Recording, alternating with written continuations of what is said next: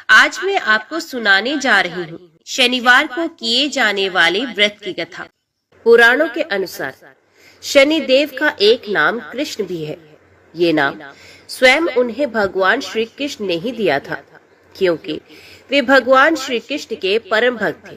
सकंद पुराण के काशी खंड में एक वृतांत आता है कि छाया पुत्र शनिदेव ने अपने पिता भगवान सूर्यदेव से एक प्रश्न किया कि हे पिता, मैं ऐसा पद प्राप्त करना चाहता हूँ जिसे आज तक किसी ने भी प्राप्त ना किया हो। हे पिता, आपके मंडल से मेरा मंडल 7 गुना बड़ा हो, मुझे आपसे अधिक 7 गुना शक्ति प्राप्त हो, मेरे वेग का कोई भी सामना ना कर पाए, चाहे वे देव हो, असुर हो, दानव हो या सिद्ध साधक ही क्यों ना हो।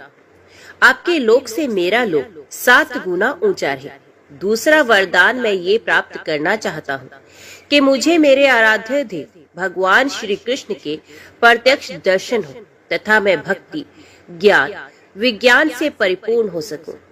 शनिदेव की ये बात सुनकर भगवान सूर्य प्रसन्न तथा गदगद हुए और उन्होंने कहा, हे पुत्र, मैं भी यही चाहता हूँ कि तू मेरे से भी 7 गुना अधिक शक्ति वाला हो। मैं भी तुम्हारे प्रभाव को सहन ना कर सकूं। इसके लिए तुम्हें तप करना होगा। तप करने के लिए तुम्हें काशी जाना होगा। वहां जाकर भगवान शंकर का घनघोर तप करना होगा और शिवलिंग की स्थापना करो तथा भगवान शंकर से मनोवांछित फलों की प्राप्ति करो। शनिदेव ने पिता की आज्ञा के अनुसार वैसा ही किया। भगवान शंकर की घोर तपस्या की। इस तपस्या से उनका शरीर पूर्ण रूप से जल गया। शनि की भक्ति को देखकर भगवान शिव बहुत ही प्रसन्न हुए और उनसे वरदान मांगने के लिए कहा। शनिदेव ने वरदान के रूप में मांगा कि वे चाहते हैं कि उनकी पूजा अपने पिता से अधिक हो, जिससे सूर्य देव को अपने प्रकाश का अहंकार टूट जाए। भगवान शिव ने शनिदेव को वरदान दिया कि तुम नवग्रहों में श्रेष्ठ होगे और पृथ्वी लोक पर न्यायाधीश के रूप में तुम लोगों को कर्मों के अनुसार फल प्रदान करोगे। इसलिए आज भी भगवान शिव के वरदान के अनुसार भगवान शनिदेव को न्यायाधीश के रूप में पूजा जाता है और सभी ग्रहों में उनका स्थान बहुत ऊंचा है। मोक्ष देने वाले एकमात्र शनिदेव जी ही हैं। इसलिए आज के दिन जो भी मनुष्य इस व्रत को करता है या इस कथा का श्रवण करता है तो उन भक्तों पर शनिदेव के साथ साथ हनुमान जी की कृपा भी प्राप्त होती है, क्योंकि शनिदेव से परेशान मनुष्य इस दिन हनुमान जी की कथा को सुनने तथा भजन कीर्तन करने से उनकी सभी प्रकार के ग्रह बाधाएं, साढ़े सती ढैया समाप्त हो जाती हैं और साथ ही साथ शनिदेव जी की कृपा से भक्तों के रोगों से मुक्ति मिलती है। धन, पुत्र आदि व्यापार में तरक्की हो और बुरा समय समाप्त हो जाता है, ऐसा हमारे पुराणों में वर्णित है। हे शनिदेव महाराज, हे भगवान बजरंगबली, जो भी भक्तगण इस कथा को सुन रहे हैं तथा हुंकारा भर रहे हैं, उनको सुख, शांति, समृद्धि प्राप्त हो। हे प्रभु, अपने भक्तों का कल्याण करना। तो प्रिय भक्तगणों, आइए श्रवण करते हैं दुख दारिद्र्य को दूर करने वाले शनिदेव जी की कथा। किसी गांव में एक बहुत ही विद्वान ब्राह्मण रहता था। एक दिन रात्रि में उसने सपने में देखा कि एक नीला वस्त्र पहने हुए बहुत ही दिव्य पुरुष उसे कह रहा है कि हे ब्राह्मण देवता, मैं तुझे लगूंगा। अब देखिए, ये सपना उसे ब्राह्मण को रोज दिखाई देता। इससे वे परेशान हो गया और पतला होने लगा। उसका स्वास्थ्य बहुत ही गिरने लगा। एक दिन उसकी पत्नी ने कहा, देखिए जी, मैं आपको कितना अच्छे से खिलाती पिलाती हूँ, आपकी सेवा करती हूँ, मेवा मिश्री खिलाती हूँ, दूध मलाई खिलाती हूँ, अच्छा भोजन आहार पकाकर खिलाती हूँ, फिर भी आप इतने दुबले पतले क्यों होते जा रहे हैं?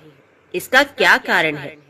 प्रिय भक्तगणों, उस ब्राह्मण ने अपनी पत्नी से अपना सारा हाल बताया कि मेरे सपने में एक नीले कपड़े पहने हुए बहुत ही दिव्य पुरुष आते हैं और वे मुझसे कहते हैं, ब्राह्मण, हे ब्राह्मण देवता, मैं तुम्हें लगूंगा। अब यही सोचकर मुझे भूख प्यास नहीं लगती, मैं दुबला हो जा रहा हूँ। तब ब्राह्मणी ने कहा कि हे पतिदेव, मुझे लगता है कि आपको शनि भगवान के दर्शन होते हैं। आपके ऊपर शनि की दशा शुरू होने वाली है, इसलिए आपको वे सचेत कर रहे हैं। अवश्य ही वे शनि महाराज हैं। अब की बार जब दिखेंगे तो आप उनसे कहिए कि आप मुझे सिर्फ 1.25 पहर ही लगिए।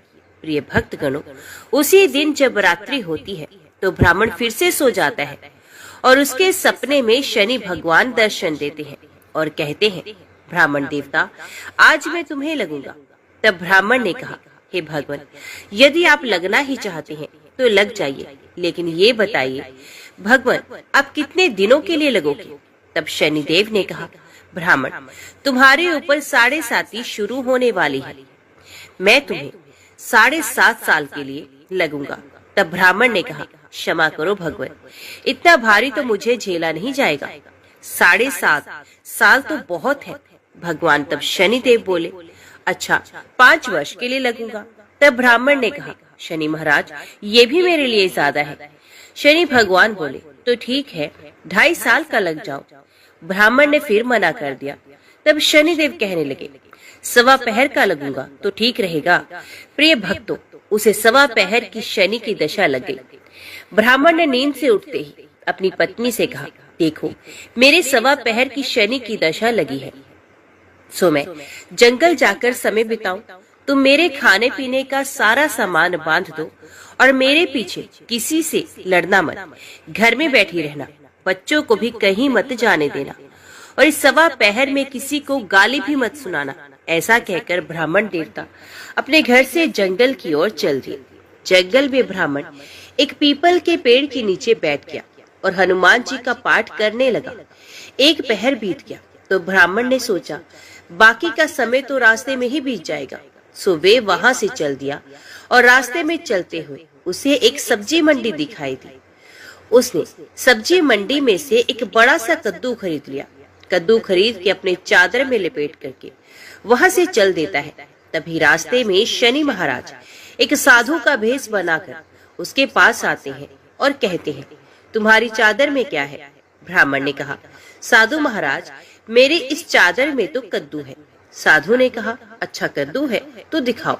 जब ब्राह्मण ने अपनी चादर को दिखाया तो आश्चर्यचकित रह गया, क्योंकि उसमें तो उस राज्य के राजा के बेटे का कटा हुआ सर था। ये देखते ही साधु महाराज, जो कि शनिदेव थे, उस ब्राह्मण को लेकर राज दरबार में पहुंच गए और राजा से कहने लगे, महाराज, ये देखिए, ये दुष्ट दुराचारी आपके पुत्र की हत्या करके उसके सर को काट के अपनी चादर में लेकर घूम रहा था, इसे आप दंड दीजिए। प्रिय भक्तगणों, राजा ने जब सुना कि उस ब्राह्मण ने उसके पुत्र को मार दिया है, राजकुमार की हत्या कर दी है, तब राजा बहुत ही क्रोधित हुआ। उसने कहा, मुझे मत दिखाओ, मुझे ये सब देखा नहीं जाएगा। हे सैनिकों, तुम इसे तुरंत ले जाओ और इसे सूली पर चढ़ा दो। जब नगर में यह समाचार फैला कि राजा के पुत्र का सर कट चुका है, एक ब्राह्मण ने उसकी हत्या कर दी है, तो नगर में हाहाकार मच गया और उस ब्राह्मण को सैनिक सूली पर चढ़ाने के लिए ले गए।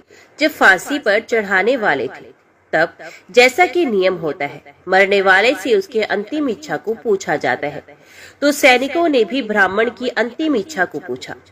सैनिकों ने कहा, हे ब्राह्मण देवता, बताओ तुम्हारी अंतिम इच्छा क्या है? प्रिय भक्तगणों, ब्राह्मण ने सोचा कि यदि किसी प्रकार कुछ समय तक के लिए फांसी रुक जाए तो शनि की दशा का 1.25 पहर पूरा हो जाएगा।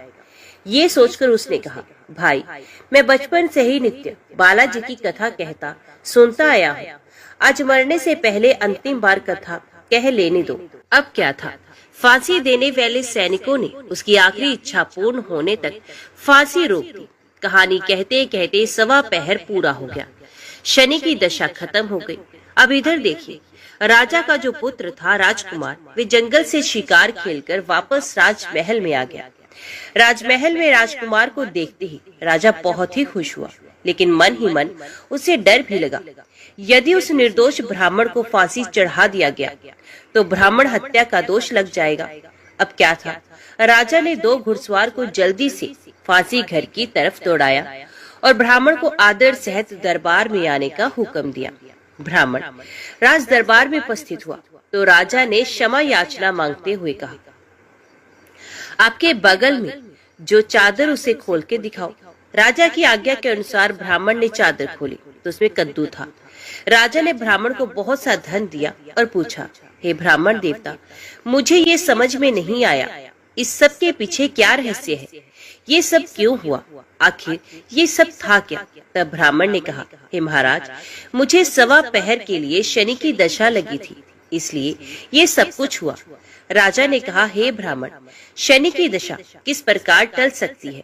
ब्राह्मण ने कहा, हे राजन, यदि राजा या सेठ को ये दशा लगती है तो काला हाथी या काला घोड़ा दान करना चाहिए। गरीब को शनि की दशा लगती है तो पीपल की पूजा करे और बोले, साचा शनिचर कहिए, जाके पाओ सदा ही पढ़िए। शनि की कहानी सुने, तिल तेल और काला उर्द आदि का दान करे। काले कुत्ते को तेल चुपड़ी रोटी खिलाए तो शनि की दशा उतर जाएगी। अब देखिए, राजा ने उस ब्राह्मण को कद्दू वापस कर दिया। अब घर आकर ब्राह्मण ने कद्दू अपनी पत्नी को दे दिया। जब उसकी पत्नी ने सब्जी बनाने के लिए उस कद्दू को काटा तो उसके बीजों की जगह हीरे मोती निकलने लगे। ब्राह्मणी ने पूछा, हे पति देव, ये सब क्या है? इसमें से तो हीरे मोती कैसे निकल रहे हैं? इसे कहाँ से लाए हो? तब ब्राह्मण ने कहा, हे प्रिय, जब शनि की दशा लगी थी तो ये कद्दू राजकुमार का सर बन गया था। जब दशा उतरी है तो शनि जी ने कैसे निहाल कर दिया, हमें मालामाल कर दिया। हे शनि देवता, जैसे ब्राह्मण को शनि की दशा लगी वैसे किसी को शनि की दशा ना लगे। जैसे ब्राह्मण को धन दौलत मिला वैसे सबको धन दौलत मिले, तथा कहानी कहते सुनते हुंकार भरते सबको मिले। सूर्यदेव के पुत्र भगवान शनिदेव को न्याय और कर्मों का देवता माना जाता है।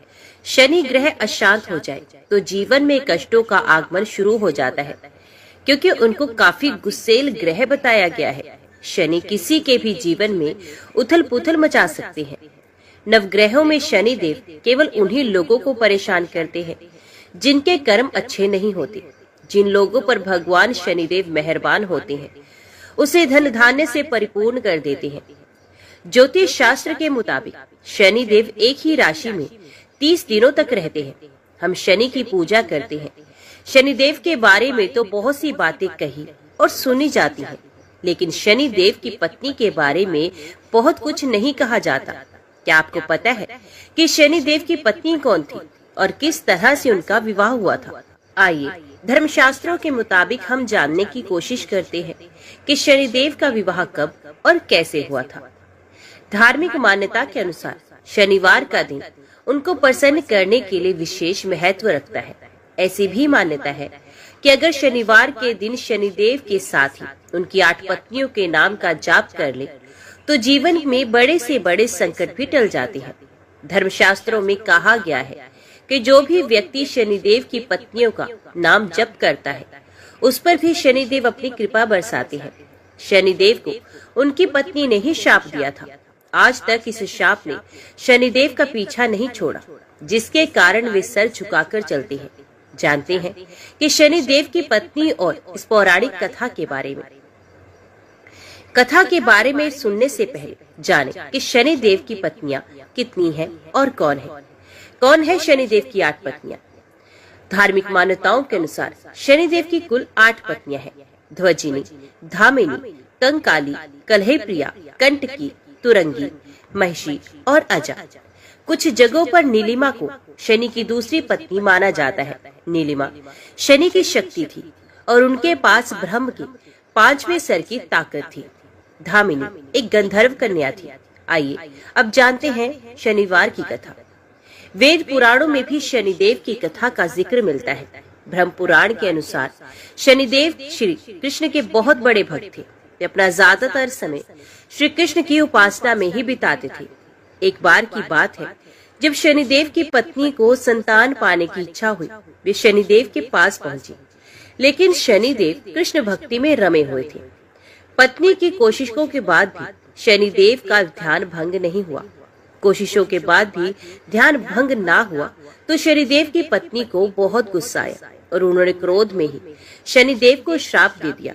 पत्नी ने कहा श्राप देते हुए कि आज के बाद जिस व्यक्ति पर शनिदेव की दृष्टि पड़ेगी वे तबाह हो जाएगा। जब शनिदेव ध्यान से जागे तो उन्हें अपनी भूल का आभास हुआ। पत्नी से क्षमा भी मांगी, लेकिन शनिदेव की पत्नी के पास शाप को निष्फल करने की कोई शक्ति नहीं थी। इसी घटना के बाद से शनिदेव अपना सर नीचे करके चलने लगे, जिससे उनकी दृष्टि से किसी का भी बिना बात के विनाश न हो। भगवान शनि के कोप से बचने के लिए सूर्योदय से पहले उठकर व्रत रखने का संकल्प लें। शनिवार के दिन उनकी प्रतिमा पर काले तिल और तेल को चढ़ाएं। शनिवार को लोहा या लोहे से बनी चीजों को खरीदने से बचें। इस दिन सरसों का तेल भी नहीं खरीदा जाता। गरीबों और बेसहारे लोगों की मदद करें। इससे शनिदेव खुश होते हैं और अपनी कृपा दृष्टि बनाए रखते हैं। पुराणों में बताया गया है कि शनि की गति मंद यानी कि धीमी होती है, लेकिन कम ही लोग ये जानते होंगे कि ऐसा क्यों होता है।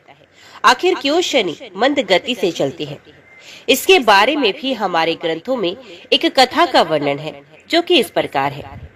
पुराणों के अनुसार भगवान शंकर ने अपने परम भक्त दधीचि मुनि के यहाँ पुत्र के रूप में जन्म लिया। भगवान ब्रह्मा ने इनका नाम पिपलाद रखा, लेकिन जन्म से पहले ही इनके पिता दधीचि मुनि की मृत्यु हो गई। युवा होने पर जब पिपलाद ने देवताओं से अपने पिता की मृत्यु का कारण पूछा, तो उन्होंने शनिदेव की कुदृष्टि को इसका कारण बताया।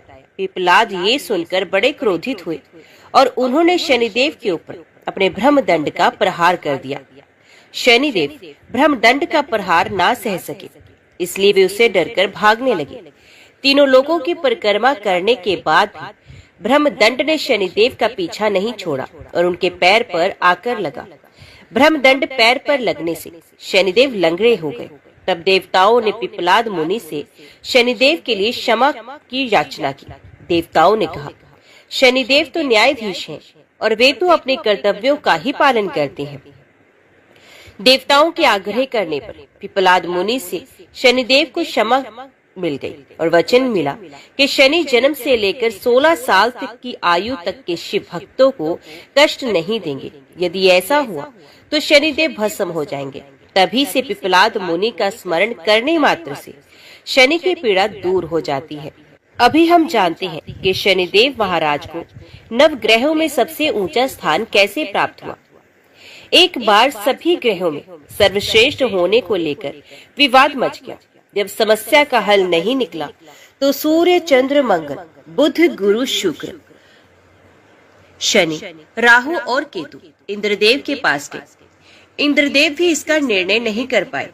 फिर सभी ग्रह इंद्रदेव के कहने पर पृथ्वी पर न्यायप्रिय राजा विक्रमादित्य के पास पहुंच गए। राजा विक्रमादित्य के पास पहुंचकर सभी ग्रहों ने अपने आने का कारण बताया। राजा विक्रमादित्य ने काफी सोच विचार के बाद 9 धातु स्वर्ण, रजत, कांसा, पीतल, सीसा, रांगा, जस्ता, अभ्रक और लोह से सिंहासन बनवाए। धातुओं के गुणों के अनुसार उन्हें कर्म अनुसार रखवा दिया गया। फिर ग्रहों से अपने अपने सिंहासन पर बैठने को कहा और बोले कि जो सबसे पहले बैठेगा वही श्रेष्ठ होगा। राजा विक्रमादित्य के निर्णय को सुनकर शनिदेव क्रोधित हो गए, क्योंकि उनका आसन लोहा सबसे आखिर में रखा हुआ था। स्वयं को सबसे छोटा जानकर वे नाराज हो गए। शनिदेव ने चेतावनी के अंदाज में कहा कि राजा, आपने मेरा अपमान किया है। आप मेरी शक्तियों से परिचित नहीं हैं। शनि की महादशा में व्यक्ति का सर्वनाश हो जाता है। शनिदेव क्रोध में राजा की सभा में से चले गए। लेकिन कुछ दिन बाद राजा विक्रमादित्य पर शनि की दशा शुरू हो गई। शनिदेव घोड़ों का व्यापारी बनकर उनके राज्य में आए। राजा विक्रमादित्य उनके घोड़े खरीदने का आदेश देने लगे। एक बार राजा विक्रमादित्य उनमें से एक घोड़े पर सवारी कर रहे थे, तो वो घोड़ा उन्हें जंगल में ले गया और गायब हो गया। भूखे प्यासे राजा को एक चरवाहे ने पानी पिलाया, तो राजा ने उसे अंगूठी दे दी और राज्य में जाने का रास्ता पूछा। नगर में आकर राजा विक्रमादित्य एक सेठ के यहाँ आराम कर रहे थे। राजा के कुछ देर वहाँ बैठने पर सेठ की बहुत कमाई हुई। उसने उन्हें भाग्यवान व्यक्ति समझा और अपने घर पर रख लिया। सेठ के घर में सोने का हार खूंटी पर टंगा था। सेठ घर से बाहर गया तो एक आश्चर्यजनक घटना घटी। अचानक ही हार गायब हो गया। सेठ ने राजा पर चोरी का इल्जाम लगा दिया और नगरी के राजा ने राजा विक्रमादित्य के हाथ पैर कटवा दिए। एक तेली को राजा विक्रमादित्य की दशा पर दया आ गई। इसके बाद राजा विक्रमादित्य पर शनि की महादशा खत्म हो गई। वर्षा ऋतु में वे मल्हार गा रहे थे। उस राज्य की राजकुमारी मनभावनी ने राजा के मेघ मल्हार सुनकर मोहित हो गई और उसे विवाह करने की जिद करने लगी। राज्य के राजा ने बेटी के विवाह राजा विक्रमादित्य से करवा दिया। वे दोनों तेली के घर में रहने लगे। एक रात शनिदेव ने राजा विक्रमादित्य को स्वप्न में दर्शन दिए और कहा कि तुमने मुझे सबसे छोटा होने का प्रमाण दिया था, देख लिया। तब राजा विक्रमादित्य ने शनिदेव से क्षमा मांगी और कहा कि उनके जैसा दुख किसी को न दे। शनिदेव ने कहा कि जो उनकी कथा का श्रवण करेगा और व्रत को रखेगा, उसे शनि की दशा में कोई दुख नहीं होगा। शनिदेव ने राजा विक्रमादित्य के हाथ और पैर वापस कर दिए। शनिदेव के चमत्कार से सेठ का हार भी वापस अपनी जगह पर लौट आया। सेठ की सारी बात पता चली तो उसने अपनी बेटी श्रीकंवरी का विवाह भी राजा विक्रमादित्य से ही कर दिया। राजा विक्रमादित्य अपनी 2 पत्नियों मनभावनी एवं श्रीकंवरी के साथ अपने राज्य पर लौट आए। राजा विक्रमादित्य पूरे राज्य में घोषणा की कि शनिदेव ही सब ग्रहों में सर्वश्रेष्ठ है। शनिवार को शनिदेव की पूजा, कथा और व्रत करने वालों पर वे प्रसन्न होते हैं। शनिदेव के जन्म कथा में उनके दायित्वों और कर्तव्य के प्रति निष्ठा, इसके साथ ही लोगों से इनकी अपेक्षा का संकेत मिलता है। इसके अलावा शनिदेव के व्यक्तित्व के विकास की भी झलक मिलती है। इसलिए शनिदेव की जन्म कथा को सभी को सुनना चाहिए। भगवान शनिदेव की जन्म कथा का धार्मिक ग्रंथों में अलग अलग वर्णन है। कुछ ग्रंथों में शनिदेव का जन्म ज्येष्ठ माह की अमावस्या के दिन, तो कुछ ग्रंथों में शनिदेव का जन्म भाद्रपद शनि अमावस्या के दिन माना जाता है। वही कैलेंडर में अंतर में दक्षिण भारत में ये वैशाख अमावस्या के दिन ही मना लिया जाता है। एक कथा के अनुसार शनिदेव का जन्म ऋषि कश्यप के अभिभावकत्व यज्ञ से हुआ था, लेकिन सकन पुराण में शनिदेव के पिता का नाम सूर्य और माता का नाम छाया बताया गया है। शनिदेव की माता का नाम स्वर्णा भी बताया जाता है। आइए जानते हैं पूरी कथा। शनिदेव के जन्म की कहानी के अनुसार राजा दक्ष की कन्या संज्ञा, कुछ जगह देव शिल्पी विश्वकर्मा को इनका पिता बताया जाता है। उनका विवाह सूर्यदेव से हुआ था। संज्ञा सूर्यदेव के तेज से परेशान रहती थी। इससे वे सूर्यदेव की अग्नि से बचने का मार्ग तलाश रही थी। इस बीच दिन पर दिन बीत रहे थे। तब तक संज्ञा ने वैवस्वत, मनु, यमराज और यमुना नाम की 3 संतानों को जन्म दिया। एक दिन संज्ञा ने फैसला किया कि वे तपस्या कर सूर्यदेव के तेज को सहने में सक्षम होगी, लेकिन बच्चों के पालन में कोई दिक्कत न आए और सूर्यदेव को उनके फैसले की भनक न लगे। इसके लिए संज्ञा ने अपने तप से अपनी ही तरह की एक महिला को पैदा किया और उसका नाम स्वर्णा रखा। ये संज्ञा की छाया की तरह थी, इसलिए इसका नाम छाया भी है। संज्ञा छाया को बच्चों और सूर्यदेव की जिम्मेदारी देकर तप के लिए चले गई और ये राज किसी और को ना पता चले, ये निर्देश भी दे गई। स्वर्णा के संज्ञा की छाया होने से सूर्यदेव के तेज से परेशानी नहीं होती थी। इस बीच स्वर्णा ने भी सूर्यदेव की 3 संतानें मनु, शनिदेव, भद्रा को जन्म दिया। कहा जाता है जब शनिदेव छाया के गर्भ में थे तो छाया भगवान शिव का कठोर तप कर रही थी। भूख, प्यास, धूप, गर्मी सहने के कारण उसका प्रभाव छाया के गर्भ में पल रही संतान यानी कि शनिदेव पर भी पड़ा। इसके कारण शनिदेव का जन्म हुआ तो उनका रंग काला था। ये रंग देखकर सूर्यदेव को लगा ये तो उनका पुत्र है ही नहीं। उन्होंने छाया पर संदेह करते हुए उन्हें अपमानित किया।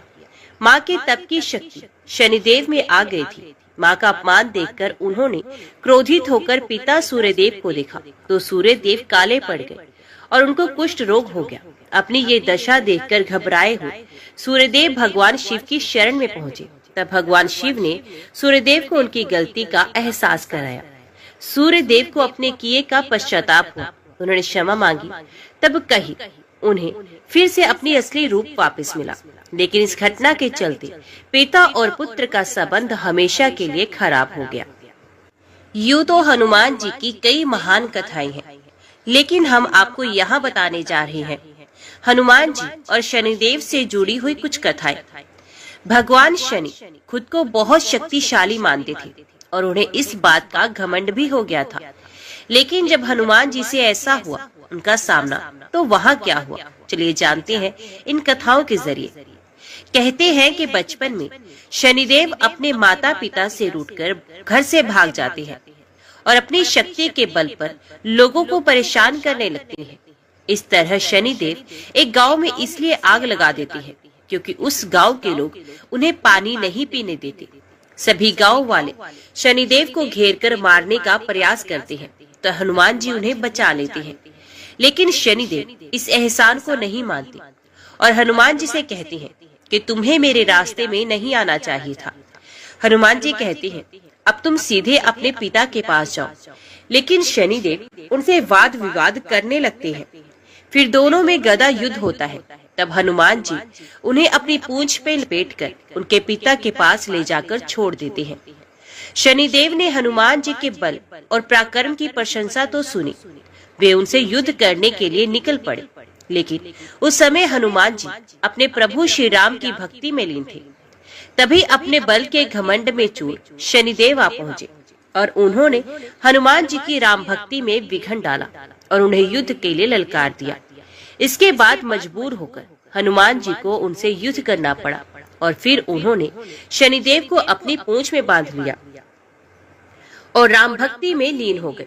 शनिदेव ने बहुत प्रार्थना की, तब उन्होंने शनिदेव को मुक्त किया और फिर घायल शनिदेव को देखकर हनुमान जी को दया आ गई, तो उन्होंने पीड़ा से मुक्त करने के लिए उनके घाव के लिए सरसों का तेल लिया, जिसे लगाकर शनिदेव को आराम मिला। दूसरी कथा के मुताबिक एक बार अहंकारी लंकापति रावण ने शनिदेव को कैद कर लिया और उन्हें लंका में एक जेल में डाल दिया। जब तक हनुमान जी लंका नहीं पहुँचे तब तक शनिदेव उसी कैद में पड़े रहे। जब हनुमान सीता मैया की खोज में लंका में आए, तब माँ जानकी को खोजते खोजते उन्हें भगवान शनिदेव जेल में कैद मिले। हनुमान जी ने तब शनि भगवान को कैद से मुक्त करवाया। मुक्ति के बाद उन्होंने हनुमान जी का धन्यवाद किया और उनके भक्तों पर विशेष कृपा बनाए रखने का वचन दिया। एक दूसरी कथा के अनुसार गुजरात के भावनगर में स्थित सारंगपुर गांव में कष्ट भंजन हनुमान मंदिर अकेला ऐसा मंदिर है जहां बजरंग बली के पैर के नीचे शनिदेव बैठे हैं। खास बात तो ये है कि यहाँ शनिदेव नारी रूप में विराजे हैं। यहाँ की कथा के अनुसार एक बार शनिदेव का धरती पर कोप इतना बड़ा कि सभी परेशान होने लगे। तब लोगों ने हनुमान जी की शरण ली। सभी ने हनुमान जी से प्रार्थना की कि हे प्रभु, हमें बचा लीजिए। हनुमान जी को जब ये ज्ञात हुआ कि शनि उनके भक्तों को परेशान कर रहे हैं, तो वे क्रोधित हो गए। क्रोध में उन्होंने अपनी गदा उठाई और गदा लेकर शनिदेव को खोजने लगे। शनिदेव को जब इस बात का पता चला तो वे घबरा गए और समझ गए कि अब तो मुझे कोई नहीं बचा सकता। उन्हें छुपने का कोई उपाय समझ में नहीं आया, तो उनसे बचने के लिए शनिदेव ने तुरंत ही स्त्री का रूप धारण कर लिया। शनिदेव जानते थे हनुमान ब्रह्मचारी है और वो कभी किसी स्त्री पर हाथ नहीं उठा सकते, इसलिए वे स्त्री रूप धारण करके उनके चरणों में बैठ गए और हनुमान जी के समक्ष क्षमा याचना करने लगे। हनुमान जी नारी रूप शनि पर हाथ नहीं उठाते थे, इसलिए उन्होंने शनिदेव को क्षमा कर दिया। तभी से वे वहाँ उनके चरणों में बैठे हैं। मान्यता के अनुसार एक बार शनिदेव हनुमान जी के पास आते हैं और कहते हैं कि मैं आपको सावधान करने आया हूँ कि कृष्ण लीला के समापन के बाद कलयुग का प्रारंभ हो चुका है। इस कलयुग में देवता धरती पर नहीं रह सकते, क्योंकि जो भी धरती पर है उस पर मेरी साढ़े सती का असर होगा, इसलिए आप पर भी इसका प्रभाव प्रारंभ होने वाला है। इस पर हनुमान जी कहती हैं, जो भी देवता या मनुष्य राम के शरण में रहता है उस पर तो काल का भी प्रभाव नहीं रहता, इसलिए आप मुझे छोड़कर कहीं और जाइए। इस पर शनिदेव कहते हैं कि मैं सृष्टिकर्ता के विधान के आगे विवश हूँ। आपके ऊपर मेरी साढ़े सती अभी से प्रभावी हो रही है, इसलिए आज और अभी मैं शरीर पर आ रहा हूँ, इसे कोई टाल नहीं सकता। तब हनुमान जी कहते हैं ठीक है, आ जाइए, परंतु ये बताइए कि मेरे शरीर पर कहाँ आ रहे हैं। तो इस पर शनिदेव बड़े गर्व से कहते हैं कि 2.5 साल आपके सर पर बैठकर आपकी बुद्धि को विचलित करूंगा, अगले 2.5 साल पेट में रहकर आपके शरीर को अस्वस्थ करूंगा और अंतिम 2.5 साल पैर पर रहकर आपको भटकाता रहूंगा। इतना कहकर शनिदेव हनुमान जी के माथे पर बैठ गए। माथे पर बैठते ही हनुमान जी को खुजली आई तो उन्होंने एक पर्वत उठाकर अपने माथे पर रख लिया। तब उस पर्वत से दबकर घबरा गए शनिदेव और बोले, ये क्या कर रहे हो आप? ये सुनकर हनुमान जी ने कहा, क्या आप अपना काम कीजिए, मुझे मेरा काम करने दीजिए। मैं अपने स्वभाव से विवश हूँ, मैं इसी प्रकार खुजली मिटाता हूँ। ऐसा कहकर हनुमान जी एक और पर्वत अपने सर पर रख लेते हैं, जिससे शनिदेव और दब जाते हैं और हैरान परेशान होकर कहते हैं, आप इन पर्वतों को उतारिए, मैं समझौता करने के लिए तैयार हूँ। हनुमान जी कुछ नहीं सुनते और तीसरा बड़ा पर्वत उठाकर अपने सर पर रख देते हैं। इस बोझ से शनिदेव चिल्लाने लगते हैं और कहते हैं, मुझे छोड़ दो, मैं आपके कभी नजदीक नहीं आऊंगा। लेकिन फिर भी हनुमान जी उनकी पुकार को अनसुना करके चौथा पर्वत रख देते हैं। तब शनिदेव त्राहिमाम करते हुए हनुमान जी से प्रार्थना करते हैं, मैं आपको क्या, आपके भक्तों के भी समीप कभी नहीं आऊंगा, कृपया करके मुझे छोड़ दीजिए। ये सुनकर हनुमान जी शनिदेव को पीड़ा से मुक्त कर देते हैं। आइए अब श्रवण करते हैं भगवान शनिदेव और भगवान शिव की कथा। एक बार स्वयं महादेव शनिदेव की वक्र दृष्टि की चपेट में आ गए थे और उसके बाद जो हुआ वो हैरान कर देने वाला किस्सा था। दरअसल हुआ ये था कि एक बार शनिदेव भगवान शिव के दर्शन के लिए उनके निवास स्थान कैलाश पहुँचे। वहाँ शनिदेव ने भगवान शिव के दर्शन किए, उन्हें प्रणाम किया और उन्हें बताया कि अगले दिन शनिवार के दिन शनिदेव की दृष्टि उनकी राशि पर पड़ने वाली है। हालांकि भगवान शिव जन्म मरण राशि कुंडली आदि से परे हैं, लेकिन ये उनकी ही एक लीला थी जिसके पीछे का उद्देश्य बेहद रहस्यमय और संसार के लिए हित में था। संसार को एक दिव्य संदेश देने के लिए ही ये प्रकरण रचा गया था।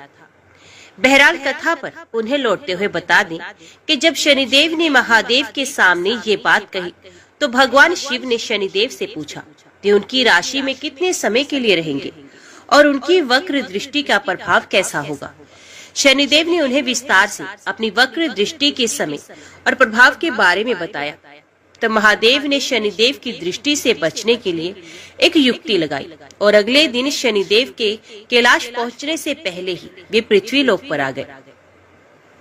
पृथ्वी लोक पर शनिदेव उन्हें खोजते हुए ना आ जाए, इसलिए भगवान शिव ने हाथी का रूप धर लिया और वक्र दृष्टि के समय तक पृथ्वी पर उसी रूप में छिपे रहे। वक्र दृष्टि का समय पूर्ण हुआ तो भगवान शिव कैलाश की ओर लौट चले। जैसे ही भगवान शिव कैलाश पर आए, उन्हें वहां शनिदेव पूर्व से ही उपस्थित मिले। भगवान शिव ने शनिदेव को देखते ही उनकी दृष्टि से बचने की बात कह डाली।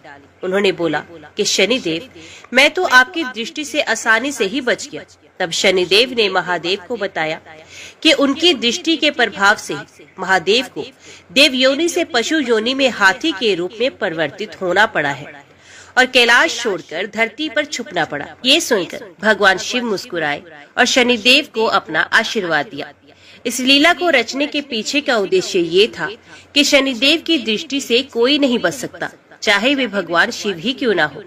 और दूसरा ये कि अपने कर्म से या अपने दायित्व से कभी भी पीछे नहीं हटना चाहिए। तो इस कारण से शनिदेव ने भगवान शिव पर डाली थी अपनी वक्र दृष्टि। अभी श्रवण कीजिए हनुमान जी की कथा। प्राचीन समय की बात है। किसी नगर में एक ब्राह्मण दंपत्ति रहते थे। उनके कोई संतान ना होने के कारण वे बेहद दुखी थे। हर मंगलवार ब्राह्मण वन में हनुमान जी की पूजा करने के लिए जाता था। वे पूजा करके बजरंग बली से एक पुत्र की कामना करता था। उसकी पत्नी भी पुत्र की प्राप्ति के लिए मंगलवार का व्रत करती थी। वे मंगलवार के दिन व्रत के अंत में हनुमान जी को भोग लगाकर ही भोजन करती थी। एक बार व्रत के दिन ब्राह्मणी ने भोजन नहीं बना पाई और न ही हनुमान जी को भोग लगा सकी। तब उसने प्रण किया कि वे अगले मंगलवार को ही हनुमान जी को भोग लगाकर ही भोजन करेगी। वे भूखी प्यासी 6 दिन तक पड़ी रही। मंगलवार के दिन वे बेहोश हो गई। हनुमान जी उसकी श्रद्धा और भक्ति देखकर प्रसन्न हुए। उन्होंने आशीर्वाद स्वरूप ब्राह्मणी को एक पुत्र प्रदान किया और कहा कि ये तुम्हारी बहुत सेवा करेगा। बालक को पाकर ब्राह्मणी बहुत खुश हुई। उसने बालक का नाम मंगल रखा। कुछ समय उपरांत जब ब्राह्मण घर लौटा तो बालक को देखकर पूछा कि ये कौन है, पत्नी बोली कि मंगलवार व्रत से प्रसन्न होकर हनुमान जी ने उसे ये बालक दिया है। ये सुनकर ब्राह्मण को अपनी पत्नी की बात पर विश्वास ना हुआ। एक दिन मौका पाकर ब्राह्मण ने बालक को कुएं में गिरा दिया। घर पर लौटने पर ब्राह्मणी ने पूछा कि मंगल कहाँ है। तभी पीछे से मंगल मुस्कुराकर आ गया। उसे वापस देकर ब्राह्मण चौंक गया। उसी रात को बजरंग बली ने ब्राह्मण को सपने में दर्शन दिए और बताया कि ये पुत्र उन्होंने ही दिया है। सच जानकर ब्राह्मण बहुत खुश हुआ, जिसके बाद से ब्राह्मण दंपति नियमित रूप से मंगलवार व्रत रखने लगे। मंगलवार का व्रत रखने वाले मनुष्य पर हनुमान जी की अपार कृपा होती है। तो बोलिए हनुमान जी महाराज की जय, शनिदेव भगवान की जय।